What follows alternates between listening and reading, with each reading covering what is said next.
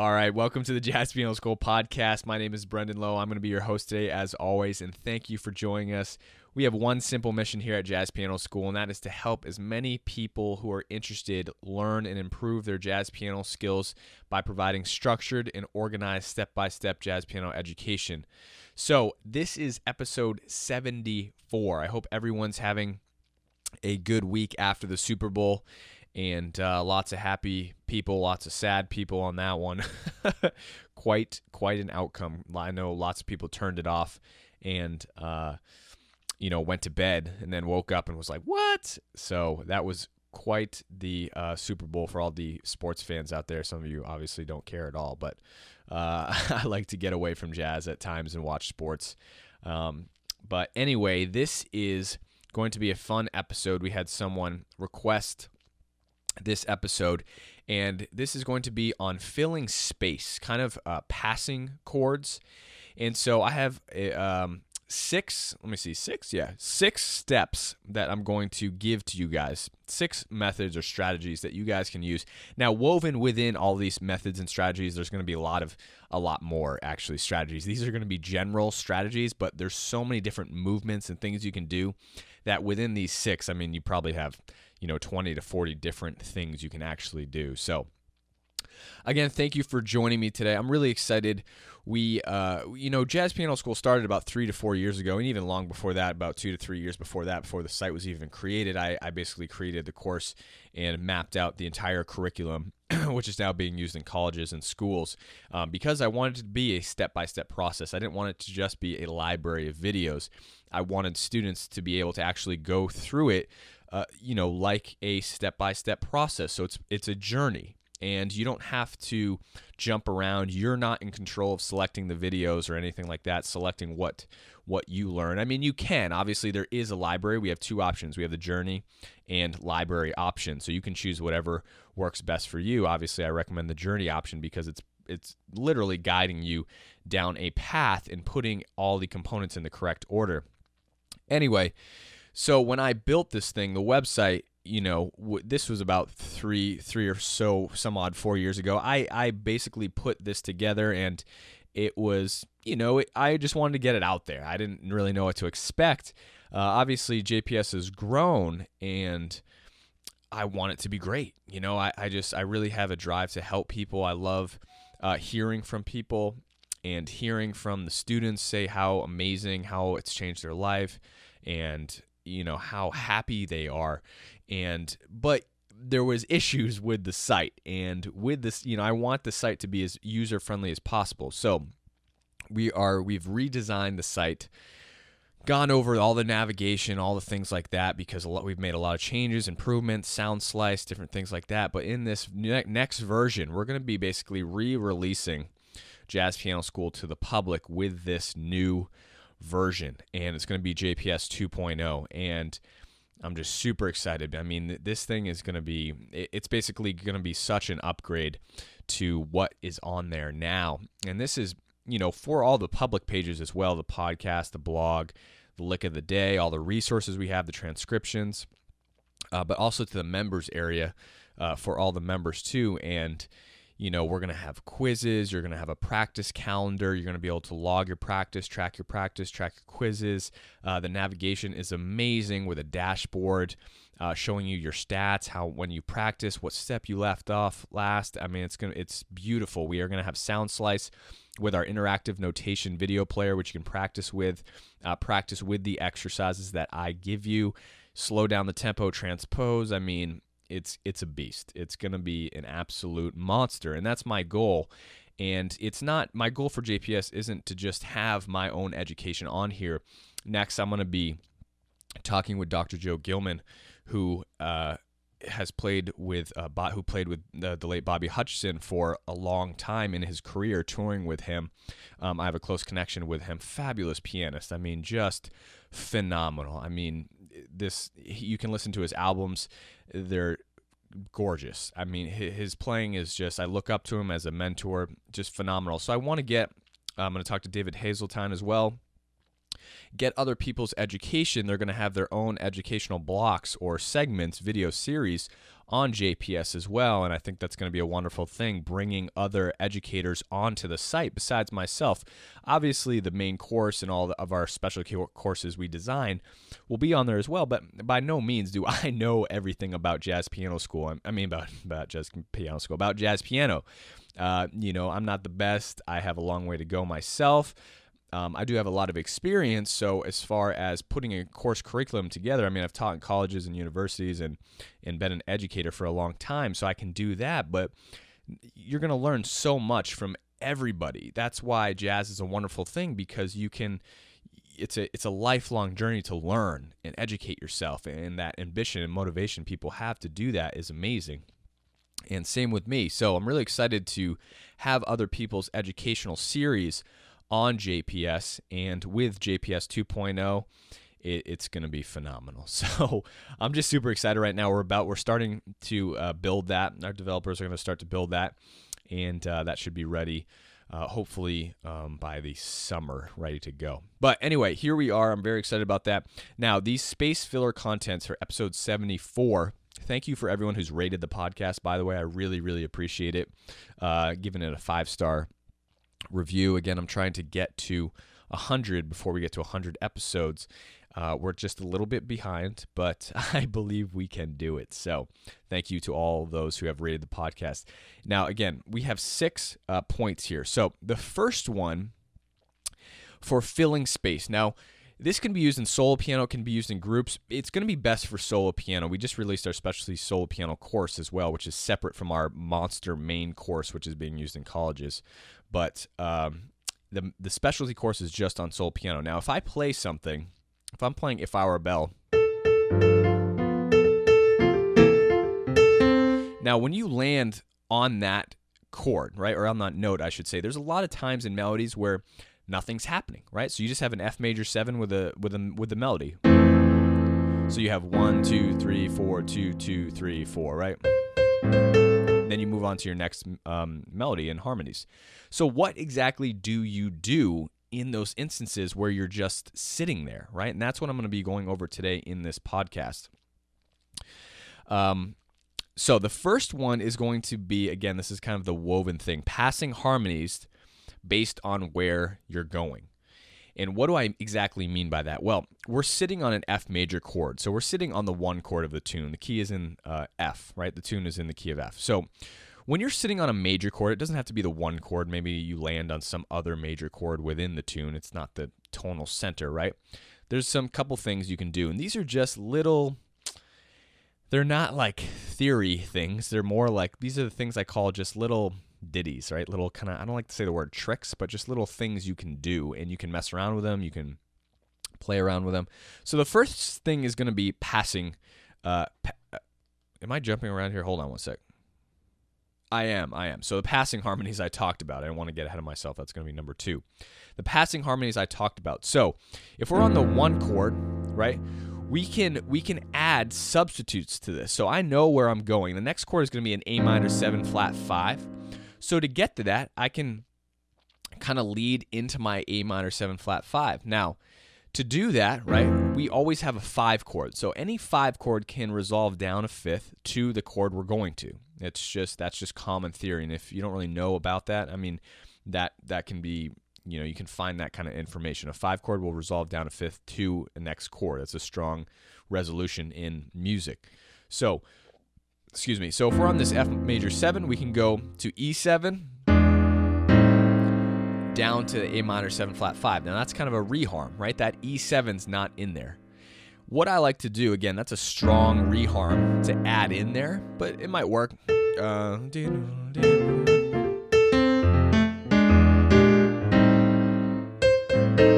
Right, then you go to your A minor 7 flat 5. So that E7 brings us to our A minor 7 flat 5. Now, if you know your tritone reharms as well, we can use the tritone of the 5 to lead us into the A minor 7 flat 5 as well. So instead of going F major 7, 1, 2, 3, 4, 1, 2, 3, 4, 1, 2, 3, 4, right? We can go 1, 2, 3, 4, B flat 7. And it would sound like that, right?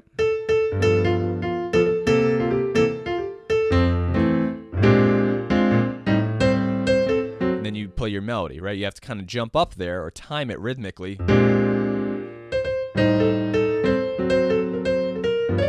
So depending upon how much space you have, how much fill you have, you could get it in quickly as well. You could go 1, 2, 3, right? 1, 2, 3, 4, 1.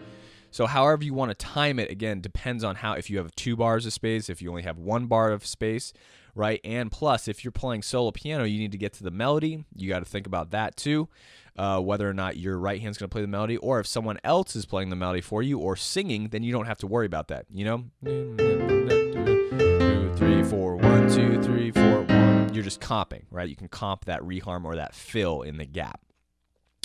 So that's something you can do. And another thing I like to do is half-step walkdowns with minor chords if you're going to a minor chord. So if the next chord is a minor chord, which it happens to be, this A minor 7 flat 5, I also like to do this little lead-in, which is...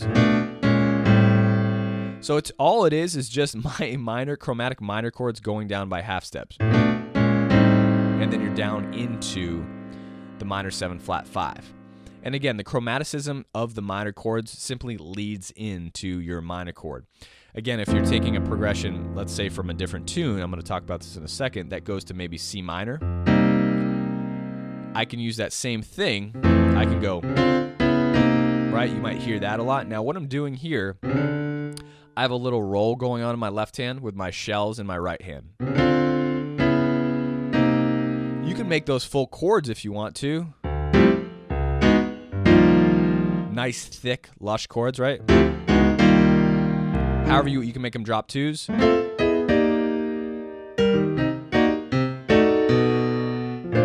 You can make them, you can have your right hand comping up here, right, with rootless voicings if you want. So you can, again, this is what I was talking about with the woven textures within these options. There's so many different options, but these are general strategies.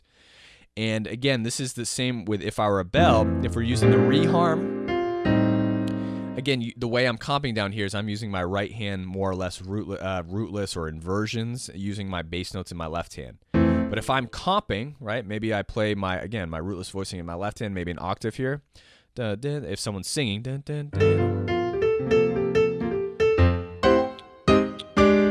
you know, then you move to your A minor 7 flat 5, however you want to voice it. So again, these options can take so many different avenues or paths. Now, for another example of passing kind of movements or reharms, right? What you can do, there's this nice thing I play in a church every Sunday, play piano and direct music, and there's this loop we had for a hymn called Fix Me Jesus. And so the chord progression, it's actually Jennifer Hudson was singing it, but it was very, very simple. But the amount of movements and different reharms you could do with it for the passing chords are, you know, almost, you know, there's just so many. So the progression was 1, 3, 2, 2, 3, 1, 2, 3, 2, 5, 2, 3 to the 4, 2, 3, 2, 2, minor 4, 2, 3, 1, back to the 1, 2, 3, 2, 2, 3, 2, 3.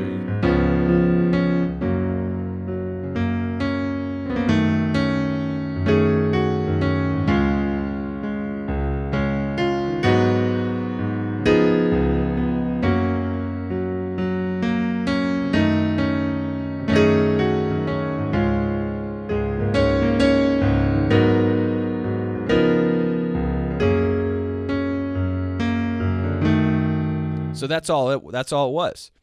It was the 1 going to a 2-5 to the 4 major, right? Sometimes I put the 7 on there, sometimes just leave it a straight triad. Then to the 4 minor 6, basically. So you have, right? So not 4 minor 7. Here's the difference. Again, sometimes that little 1 note makes all the difference in a progression when you get detailed about it. So we're playing a 4 minor 6 chord, right? So F sharp minor 6 instead of the 7 on top. But Anyway, there's a lot of space to fill, and not necessarily, I mean, we have a rhythm section and the singer is singing the tune, but it's nice to have just the groove there and the drummer's playing more of a backbeat, three kind of gospel 3 thing. But there's really nice reharm movements you can do. I'm going to show you some now that can translate to jazz standards too. So you see this movement, or this is a very, very common progression in jazz, right? No matter what you're playing, you're going to see this a lot. And it happens in so many jazz standards. You have the 1, right, going to a 2-5 to the 4. This is C minor 7 to F7 to the 4, to 4 minor, back to 1. I mean, this happens in so many songs. I can't even tell you, right? So 1, 2, 5 to the 4, 4 minor. So again, we were playing in D flat. Here's our 1 chord, 2, 5 to the 4, to the 4 minor 6. Okay? So what we can do, a lot of the reharms me and the bass player are doing, are going to fill in the space. Okay? Now, again, like I was saying before, the A flat minor 7 is the chord we're going to. So in order to reharm, this is the first option you kind of think about. We can look to play the 5 of the chord we're going to. So we're going to this A flat minor 7. So the 5 of the A flat minor 7 is going to be an E flat 7 chord. So I can go 1. I can go to my standard, maybe E flat 7 here. Then to my minor. That sounds really nice. I really like that a lot. And then to your 5 and then 4. Okay, now I'm calling the D flat 7 a 5 chord. It's not the 5 chord in D flat, right? It's the 5 chord of going to the 4 chord in D flat. So again, a lot of this, the Roman numeral talk is going to be for the more advanced players here. But if you're just a beginner, you can kind of just follow along with the example. So going to the E flat, and then 4 minor, and then back to 1. So 1, 2, 3, 2, 2, 3, 3, 2, 3, 4, 2, 3, 1. And then so basically you're adding an extra chord in there. So instead of going 1, 2, 3, 2, 2, 3, 3, 2, 3, 4, right? We add that E flat in. Now, for a lot of you, and I teach this in the reharm section of the main course, you can make any dominant chord a sus chord, right? So what we can do is make that E flat 7 in the sorry, I'm just thinking about the progression of my. Let's talk about the relative 2 minor first. So we can add to any 5 chord, we can add its own 2 minor. So all 5 chords, like any dominant chord, like an F7 or a C7, have a relative 2 minor chord that can go to it. And I think I might have done a podcast on this before. But there's a relative 2 minor that links to a dominant chord, right? In a 2-5-1. That's where the progression 2-5-1 comes from. 2-5-1. So all 5 chords have a 2 chord that can precede it, right? So 2, 5, 2, 5, right? 2, 5. So all these 5 chords kind of have their own linked relationship to that 2 chord. So if I take my E flat 7, the relative 2 to E flat 7 is going to be a B flat minor 7 chord.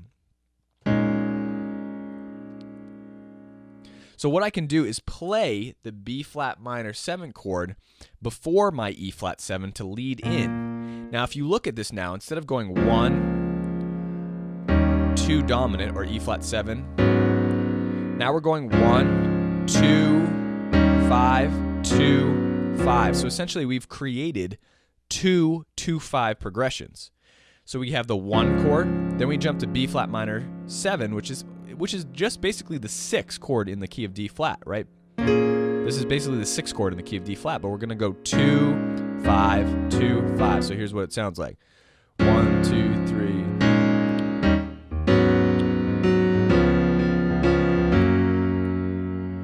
And again, depending upon the rhythmic duration, right? The loop of this tune was 1, 2, 3, 2, 2, 3, 3, 2, 3, 4, 2, 3, 1. So sometimes what we do is go 1, 2, 3, 2, 2, 3, 1, 2, 3. And we give it a little accent, so it sounds like this. 1, 2, 3, 1, 2. Or you can make them dotted quarters if you want. Dun, dun,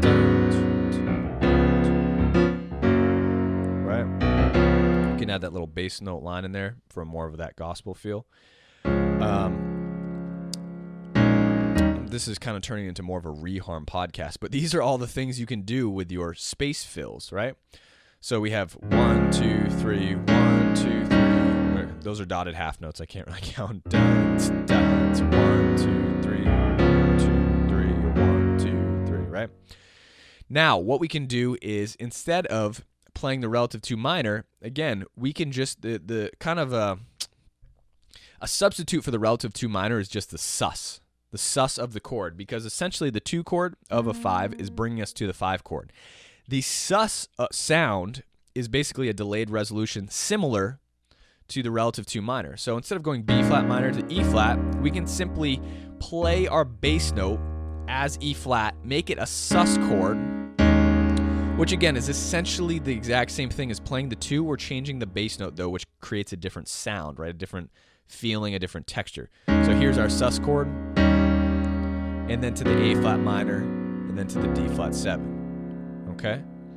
You see that? So we'd go 2, 3, 1, 2, 3.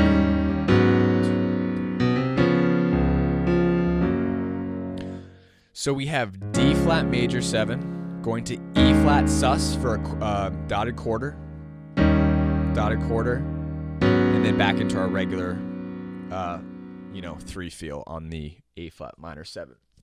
Sorry. So my nose is acting up here. So that's a really nice option, and it creates a completely different texture, right? Instead of playing B flat minor to E flat, you don't have that 2-5 progression anymore.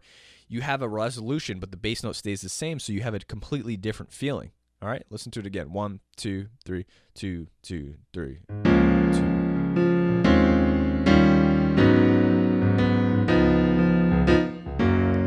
Right? So just by adding these small reharms, you're actually you're obviously filling in some space there, but you're changing the sound and the feeling, the atmosphere with these space fills, which is really awesome and amazing and fun, right? This is what jazz is all about. It gives you this freedom. And when you learn these tools, again, this is what JPS is all about. When you learn these tools, you can apply this to all tunes rather than watching me play this or reading the music of what I'm doing and going and then not understanding what I'm doing. You're learning these reharm tools so that you can take them and use them all over all tunes. You know, I used to watch my teacher do these things. He wouldn't really explain it to me though. I would just copy him. So he'd play it, you know, and instead of playing the regular progression, he might play the E flat sus, going to A flat sus maybe, and then D flat sus, and then maybe to the G flat, right? So I'd play that. I'll be like, oh, that sounds super cool. Did I have any idea what he was doing? Absolutely not.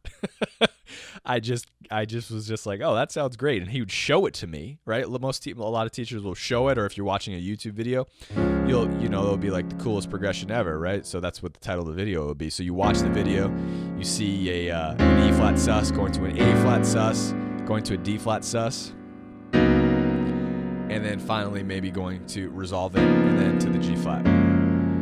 You know, and you're like, oh, that sounds awesome. So you learn that progression, but you don't know how you come to that, right? So that's what I love actually about jazz. I love the process. I love the tools. I love getting into the ABCs, the mathematical parts of jazz. Like, how do you come to that?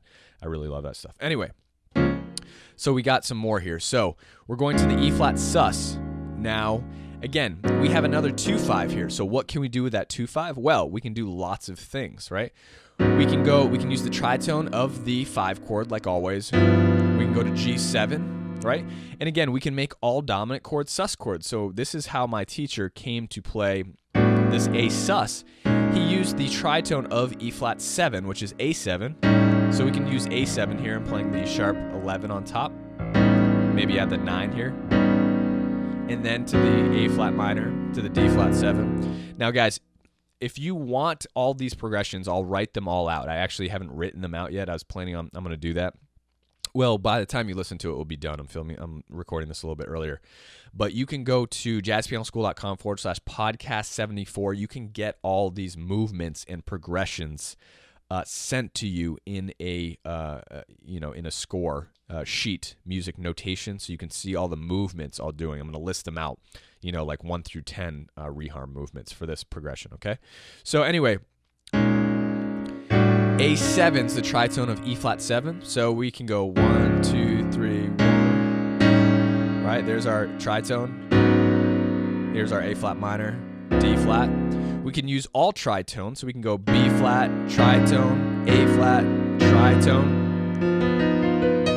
And the nice thing when using reharms is that if you noticed, I kept one note consistent on top, which serves as different notes in the harmony.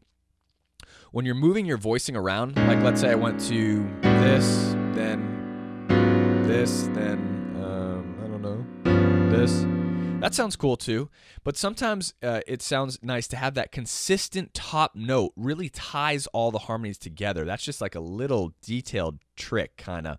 Not trick, again, it's just a minute detail that really changes things in your sound. So if I go here, I'm voicing my voice like this, okay? So I just have the bass note, 7, 3, 11, okay? I have my 11 on top. Now I keep this E flat consistent, but it's going to change. Obviously, this color is going to change as I move my progression. That E flat is now the sharp 11.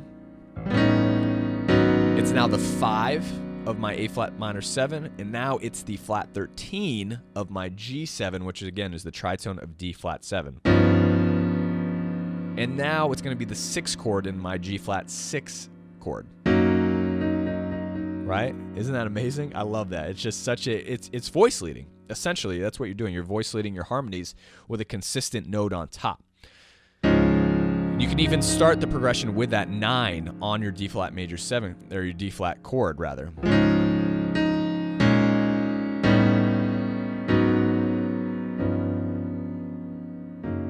I love it. And now this can become the 6.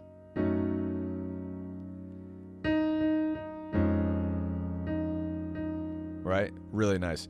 So anyway, those are some movements. Now again, some of the stuff I was talking about, the sus chords, we can make all our 5 chords sus chords. So we can go 1. Again, we went to the E flat sus before. Right? Now we can go to the tritone of E flat, which is A. That's how we get to the sus sound of A, because we're taking the E flat 7, which is simply leading us to the A flat minor chord, right? And we're making that a sus chord, okay? Sus 7 or just sus, whatever you want. It's up to you. Then we're just taking the tritone of E flat. So we're making another delayed resolution, essentially. You can add the 9, add whatever extensions you want in here, the 13. Then finally we get to our A flat minor. And then we can go to G7 sus if we want. And then resolve. I mean, that is a lot of reharms, but it's just showing you, it's a demonstration of the power of the reharm, right? When you know these theory tools. And again, these are a lot. All right, you need to understand these, combining all of these. I'm using about four theory reharm components right now, all meshed up together with lots of different combinations, So it's like learning the letter A, then learning the letter B, right? Or then learning the letter C, right?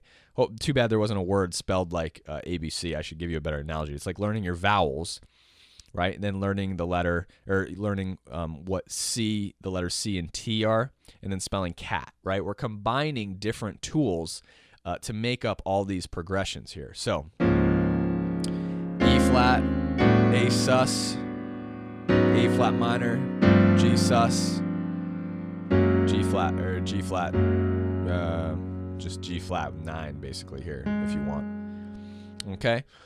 Now, another nice thing to do is sometimes after the progression, instead of going to the 1 chord, I'd go directly to the progression that leads back to the 4, right? So not all the time do you have to.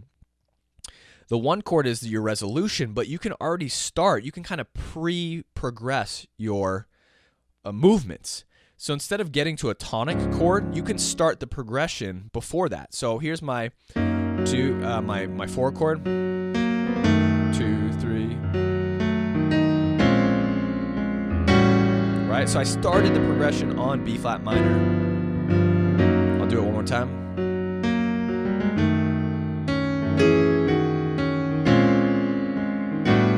A7 sus, right? A flat minor, D flat, or you could do D flat sus here,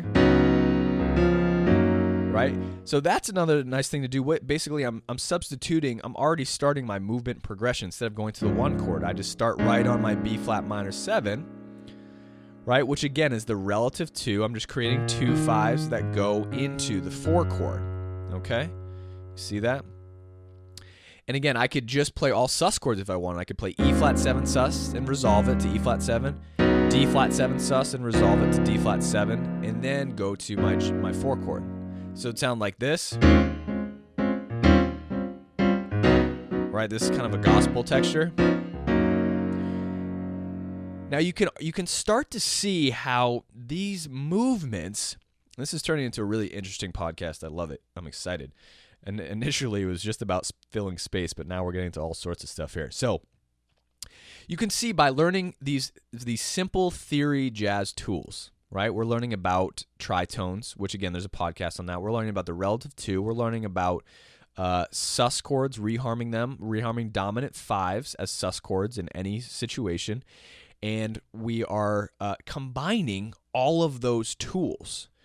We're combining the relative 2, we're combining the tritone, we're combining the sus chord, we're combining sus to 5, right? All these different movements and combinations plus some extensions to make this sound completely different. Now that's why when you learn these basic tools, you're able to play any style, you're able to play any tune, you're able to play whatever you want. It creates freedom. That's why the tagline of JPS is learning freedom. So back to this again. So we can have the E flat 7 sus. We can go to an altered chord if we want. 4.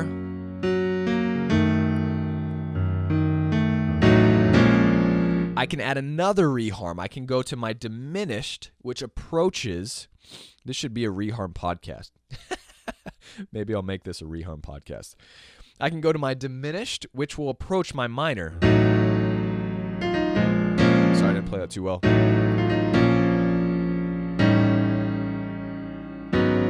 Right, so my A diminished can go to my B flat minor 7, which would be the top, right?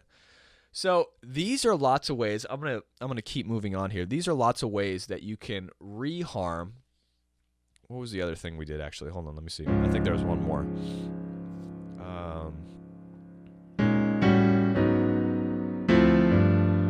So that's your relative 2 to your 5, which is we're using the tritone of D flat, right?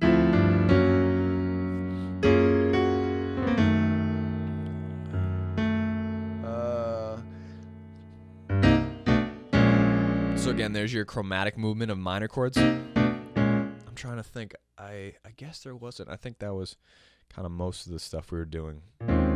Oh, so the 4 chord instead of 4 minor. A lot of the times one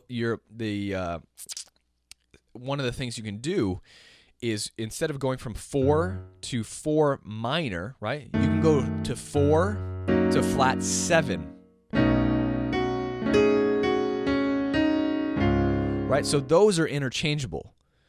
Instead of playing 4 minor, you can play flat 7, which is B7. Okay? So I'm playing B dominant 7. So here's the progression.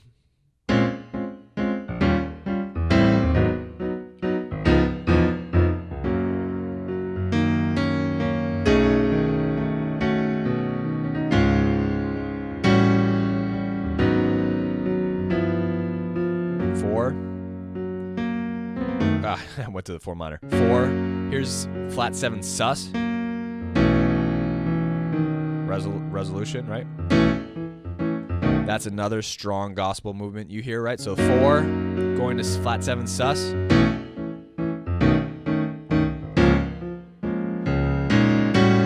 And again, you can change the rhythmic duration of all these, right? So 1, 2, 3, 2, da da da da da da da da.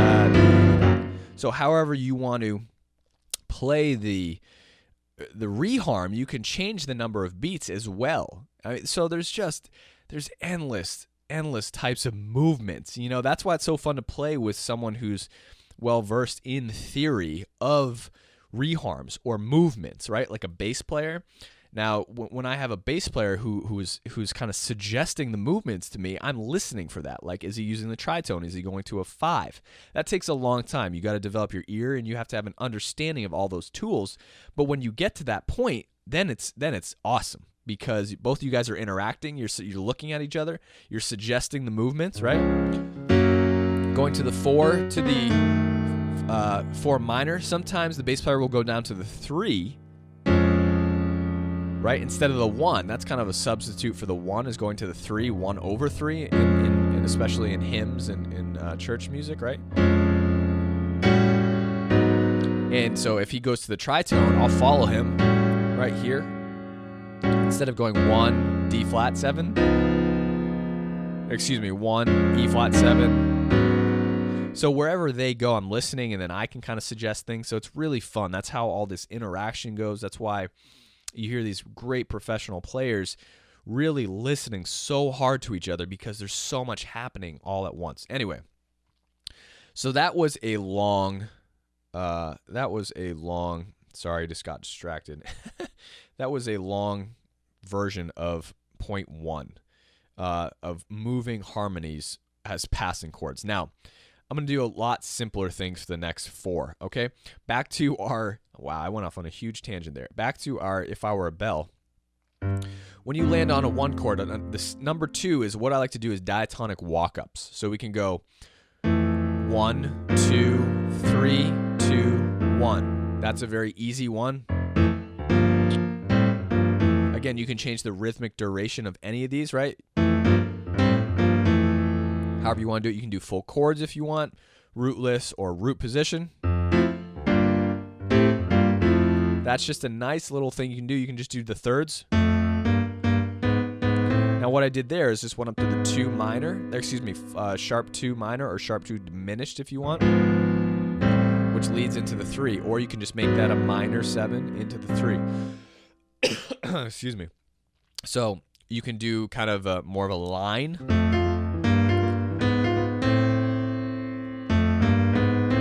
Right, so, sorry. Right, and then you continue. So diatonic walkups are really nice. You can just do shells, you can do full chords, you can do whatever you want. You can go 1, 2, 3, 1, 1, 2, 3, 1, 2, sharp 2, 3. Diatonic walkups, number 2. Number 3 is going to be improv lines. You can always fill with improv lines. And obviously, if you're playing with other people, you got to pick and choose your spots. But again, if you're playing solo piano, it's a great way to fill, right?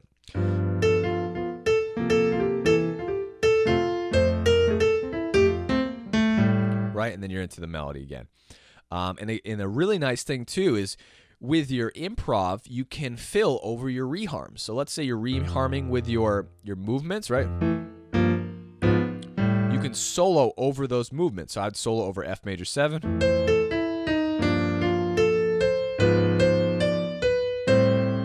Right? So I went F major 7, G minor, A flat diminished, and then resolve to my A minor 7. And the same thing with your movements in the other progression.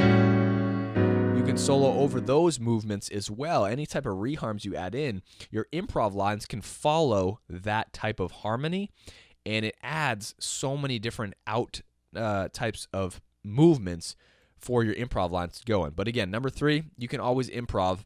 And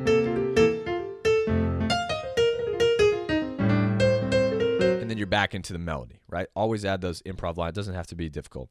4 is rhythmic comps. Again, if you're playing solo piano, this works if you're playing solo piano or with the group. Any sort of rhythmic comp. Just filling in a nice rhythmic comp.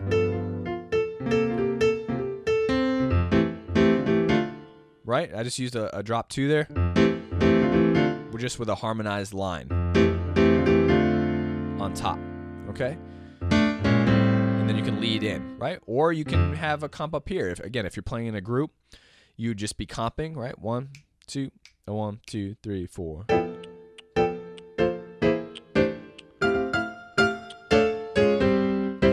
Sorry.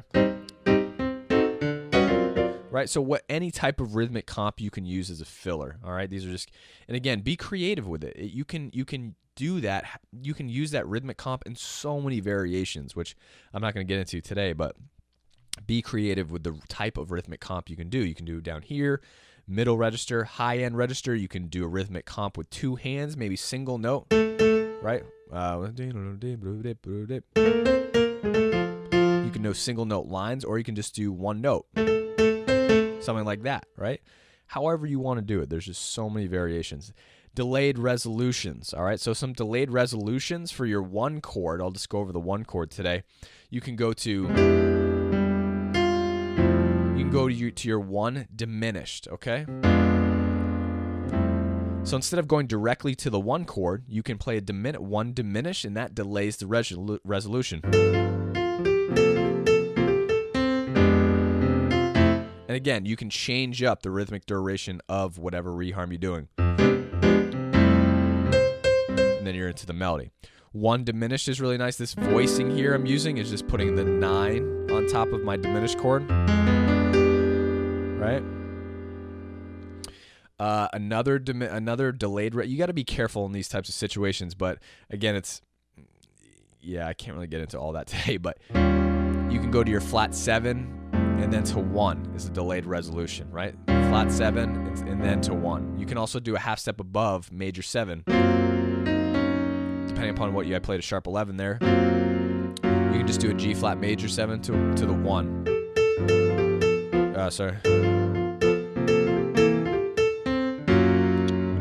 Again, that sounds a little out, So depending upon what type of atmosphere or style you're going in, or if you like that, if you don't, it's completely up to you. But that is another thing you can do. Now, block chords. I'm going to have to do a whole podcast on block chords because there's so many different ways to do it. But block chords, what you can do, I'm going to show you one simple thing, is you can take, I'm going to show you a passing block chord movement, okay? So this is with a 6th chord. Sorry, I'm thinking about too many things at once here. So your bebop, your major 6 bebop scale is going to be a passing tone between your 5 and 6. Okay? Again, this comes from the Barry Harris method a little bit. And what you're going to do with this passing bebop scale, you're going to build block chords off of each chord. So you have an F6 chord, and I'm going to put an octave on top. So the way I like to play block chords is with my right hand playing a full chord, my left hand playing 1 note. Okay? And in between all of our chord tones, right, on each chord tone, we're going to play a block chord that consists of the chord tones. So we have this, we have this, we have this, we have this, and then we have this. Oops, my alarm's going off here. So in between those, we're going to place diminished chords. G diminished, A, basically this is our first inversion of our F6 chord. B flat diminished, 6 chord. Diminished, this is our passing tone because we're using the bebops, major 6 bebop scale, right? 6 chord, diminished, 6 chord. Right? What I like to do here is roll up.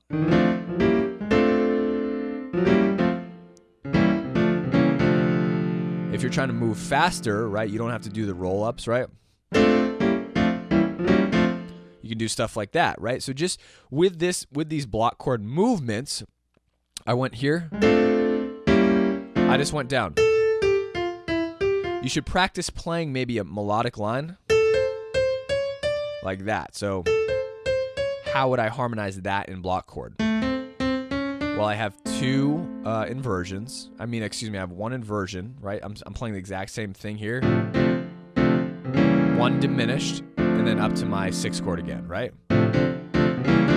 So I added a little texture there. That gives it that little flair. And then another roll, right?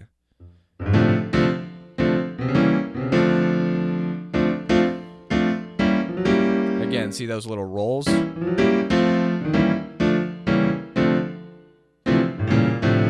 Stuff like that, okay? So again, that's your major 6 bebop scale taking your 6th chord and adding your passing diminished in between all that, moving up the major 6th chord. Now that takes a lot of practice to get to that point. Again, all those practice exercises are used with Sound Slice in JPS to go through the keys systematically, work that stuff out step by step. But again, if you guys are at that level, you can definitely add that type of stuff into your to your space fillers for your tunes. So that was number 6. The majority of what I went over today was reharms, actually, which are used a lot. I mean, to fill space. Anytime, again, if you're going to from your 1 to your 2, 5 to 4, you can use all those. This happens so much in jazz or wherever you're going. Even if you're just going to the 1 to 4, you can go right, like in a blues or something. Use all those reharms for any type of space fillers or sitting movements. Like, look at where you're going in the tune. What chord's coming next? Look at how many measures you have and just write it out, chart it out, right? So chart out what duration you're going to have each. And once you get used to doing this, writing it out, it's going to become a lot easier. I mean, we have workbook exercises in JPS so that the students are writing chords, notes, things like that. You need to write in order to kind of see it laid out on paper, practice it. Then you can that's how you're going to start to do it on the fly for tunes as well, because you'll have done the work through that process. All right. So this turned into a lot more in-depth podcast than I thought it was going to be, but I know this is going to be super, super helpful for a lot of you guys out there looking to reharm some space fills, add some cool movements. There was a lot of stuff going with the sus chords, things like that. So hope you enjoyed that. Again, if you guys have any suggestions for a podcast, please email us, or you can leave it on the podcast page, right? So if you go to the link of the podcast on our website, find the podcast, you can write in, just type in your request for the podcast, and I'll do it for you. I love taking requests for podcasts. Someone just requested this, so I think that's it. I'm really, I don't know. That is it. I'm kind of amped right now. I gotta go eat some food though. I'm starving. So, work on that stuff, guys. I hope you enjoyed that. Again, go to jazzpianoschool.com/podcast 74. Wow, we're getting up there. 74, podcast 74, jazzpianoschool.com/podcast 74 to download the movements, the notated movements of what I played today. And I'll put that block chord progression in there as well for in the key of F. Okay? Until I talk to you guys next time, hope you have a great, wonderful week. Enjoy and happy practicing.